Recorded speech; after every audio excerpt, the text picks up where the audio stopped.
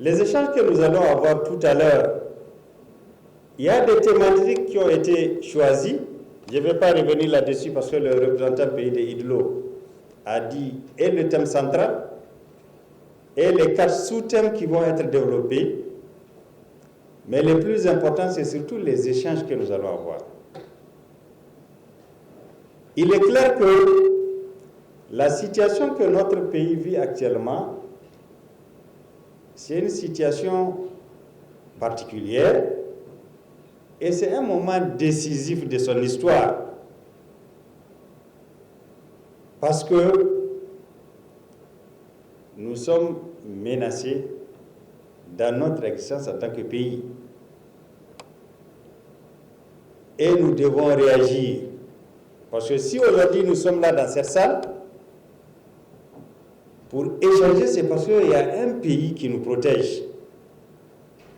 Dans les autres pays où la menace elle-même elle est arrivée, elle a produit ses effets, en fait les gens ne peuvent plus se retrouver dans les salles pour échanger. Mais nous nous retrouvons dans la salle pour échanger sans beaucoup prêter d'attention au bruit qu'il y a dehors, parce que nous sommes confiants. C'est parce qu'il y a un pays qui est là qui garantit la paix.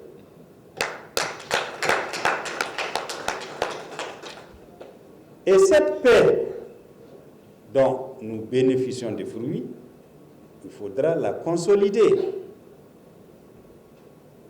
Il faudra la construire et ne se décrète pas dans les discours. Elle se construit à travers non seulement les comportements, mais aussi les actions que nous posons.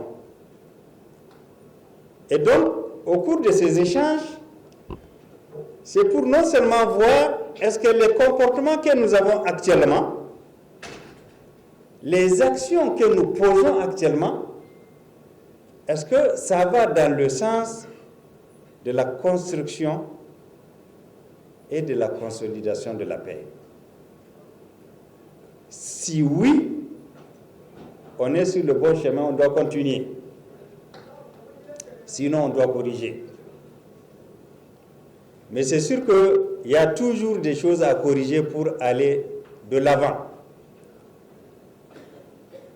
Ce qu'on doit se dire, c'est que c'est vrai qu'il y a beaucoup de FDS dans la salle, parce qu'on parle de la paix. En parlant de la paix, on pense en premier au FDS. Mais en fait, de plus en plus, il faut que notre mentalité change. Ce n'est plus que l'affaire des FDS ou l'affaire de l'État, c'est l'affaire de tout le monde.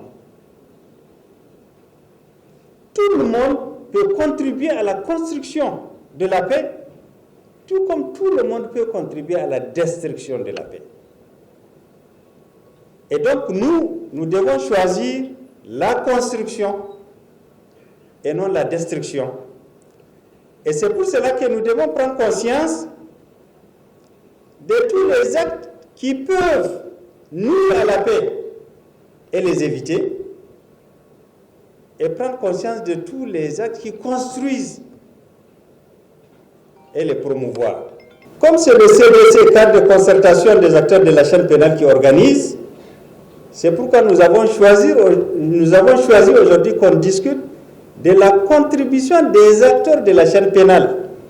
Naturellement, dans les débats, on peut parler de la contribution de tout le monde. Mais le focus, c'est sur la contribution des acteurs de la chaîne pénale.